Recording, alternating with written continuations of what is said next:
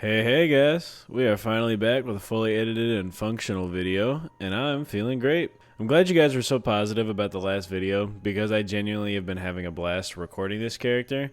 For those who didn't watch the video previously, this is Moondrelia, my feral druid who I intended on turning into a balanced druid once we're higher in level. She's been my main character for quite a while now, as I've gone back and forth on a few of my alt characters while I try and steer from burnout. Let me catch you guys up to speed on her adventure so far. First, we completely leveled through Teldrassil and headed off into the world of Azeroth to make a name for ourselves. Upon arriving in Darkshore, I knew that if I took the boat in Aberdeen to the wetlands, I could make my way to Westfall, where levels 15 to 20s tend to go, because it has an insane reward for completing a very good questline, as well as the Dead Mines dungeon. This dungeon became our XP grind for a minute, as we got some good pieces of gear in order to better handle Red Ridge in the latter 20 levels. Deadmine became so brain-numbingly easy after the 30th time that I started to go non-verbal and just speedran the whole thing. After doing some leveling with my buddy in Red Ridge, I was off to honestly find my purpose and where I should level next. I explored quite a few different areas like the Stonetown Mountains and the wetlands, but those areas just didn't seem to have the vibe for questing that I really wanted. Once before this video too, I did run through Scarlet Monastery, which is another dungeon, and I do plan on running it a few times more during this level 30 to 40 area, just to get some good gear as well. That leads us to our current spot, 2 quests deep and many more inches to go inside sweet, dry Desolace.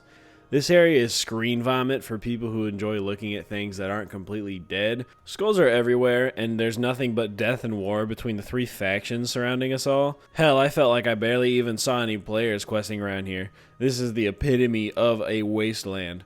Which is why it's perfect. We can grind out the last few levels before 40 and get our juicy new mount, so we can stop being such a basic bitch about every step we take. Like I said before, I've already done 2 quests here. One was just finding a carriage that broke down and telling the guy, and then the other one I just did on stream, which was cutting off ears of some dog people's heads. Now that you're caught up, I hope you enjoy this ride with me, as we're halfway to level 60 with our wondrous druid, Moondrelia. For our next task, we are told that there are 2 other factions fighting each other in this area, which is a surprise to absolutely no one, as even the sky looks like it wants to kill you. We're told to play a game of politics and pick a side to get friendly with. Apparently, we don't want these guys joining forces and overthrowing our camps we have set up around here, but I mean, come on, what exactly are we going to lose here, man? We decided to pick the dog people of the Magrum clan because it sounds cooler and I like to say it more. Magrum. And off we go to earn King's favor. Quick side note, you may notice my screen looks a little different. That's because playing as a druid requires you to keep track of all your cooldowns on enemies. I downloaded an add-on called Weak Auras, which basically helps me keep track of everything I need as I level and I dungeon dive. So that's what all this screen junk is. On our journey to try and find this village, a screaming goblin with some triceratops walked by, asking if anybody was able to spare some help. Turns out the dog people I was mass murdering weren't too fond of this guy either. We say hell yes, as we will take any chance to rain hell on these demon spawn that are super mean and angry and help them cross. To be honest, these dinos were holding their own insanely well, and after each combat encounter, they even healed themselves up, making this quest a breeze. We bring them to safety past the village, and he tells us our reward is waiting at the other goblin's house. I was scared this was either going to be a scam, a murder, or an episode of To Catch a Predator, but when I showed up, I was just given some things I'll never use, and I didn't see Chris Hansen anywhere in sight. Level 40's around the corner though, so then I can start using a mount, and I'll be able to get around faster. After a quick chat from the same goblin we got our reward from, he starts talking about how he's interested in the competition with the Dino Caravan Company as well. So he builds a wand that casts images of the asteroids that took out the Dino's brethren. And after showing them their genocide, they come with ease to create this goblin's ultimate dream force. We continue our adventures to try and find a camp we're looking for, and we manage to find the camp of the ops, but we'll save that for when we bring the smoke and the fire to these dudes. We get insanely sidetracked while finding the village, as a man wants us to find some kind of scepter flashlight, and we also find a note that could lead to riches. The treasure quest said it would reward us with some gold, so I hopped on that one almost immediately, finishing it within 10 minutes and reaping our rewards in our first quest that yielded a gold piece. Back to the main mission, we find the village we need to get to, but I get rocket punched by a flying rat and get destroyed. I finally find the main honcho in charge, but then I read the quest a little more carefully and come to find out I needed to kill the goddamn other guy that I already passed. We grind a lot of these horsey hoes to get the reputation up with the Magmalades, and then we head over and talk to the main man and realize I never even did find him in the first place, just his stupid lackey. At this point, we're officially at war with the Gelkis clan now, so now's the time we strike our foe down with my mighty hammer of justice. We successfully grab 3 of the crack crystals Wog needs in order to withstand the stresses of life, if you know what I mean. And on our way home, we also grab Goblin Man his bones so that we can continue his little collection of collecting these poor innocent skeletons. Side note, skeleton hate has been too rampant around this time of year, and I've had enough of it. I mean, this is ridiculous. All the hanging and the day drinkers. This needs to stop right now. There was this looming fortress that I've seen since I showed up in Desolace and got absolutely destroyed my first few times, but deciding now was the time to go back was the right move.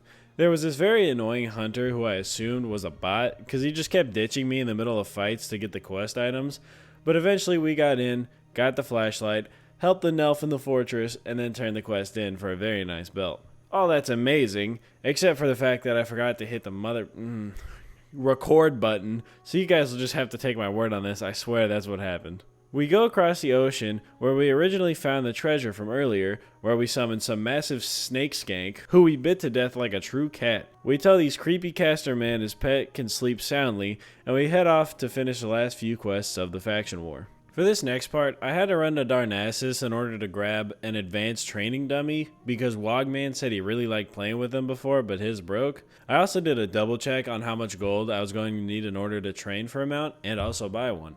And we just barely scraped the 45 we needed in order to buy one at level 40. We trek on over through this desolate, oh my god, I get it now. Desolate, it all makes sense. Everything is coming to me. Wog sends us off to what I have to assume is the final quest in this story, as we are told to bring back the head of the Grokis leader. I had to creep my way past a very high level mage because he would have absolutely destroyed me, but it was kind of fun because it almost felt like a mini game where I had to hide and stay hidden, you know? Hey guys, quick side note here. I just found out after recording everything and writing this script that apparently for this next part, where I went into the cave just to grab Shaka Khan's head, my storage device apparently ran out right when I was doing all of this. So just assume that you guys know that I cut off a dude's head by spamming one button. Okay, nothing, you didn't miss much, alright? We turn in Shaka Khan's head, and to my surprise, there's still more work to be done because there always is. I guess now we have to go get some key from some high level ass dudes, so I might have to do some grinding before then. We pick up another quest from yet another goblin caravan dude who wants me to become a Ghostbuster for Halloween. I made mention that Halloween was like a week and a half ago, but this man insists that I put on my big boy boots and capture some spooky spectrals. We actually ended up getting sidetracked before doing this quest though, where we did our first raid of our character, Black Fathom Deeps. It was a level 25 raid, so we really didn't benefit, nor did we even roll high on any of the loot, but it was still a fun little event I'd never done before. There wasn't too much worth showing though in this segment because everything was just kind of a cluster, because I had never done anything, so everyone else was zooming through it and I was just trying to follow. We decided we still needed a few more levels, like I'd previously mentioned, and we also needed some caster gear because at 40 is when we were able to respec into our balanced moonkin form. We grab a group for Scarlet Monastery, a dungeon way out in Horde territory, and we go through each section. This dungeon is pretty cool to me because it has separate rooms, which you need to go through another section in order to get the key for.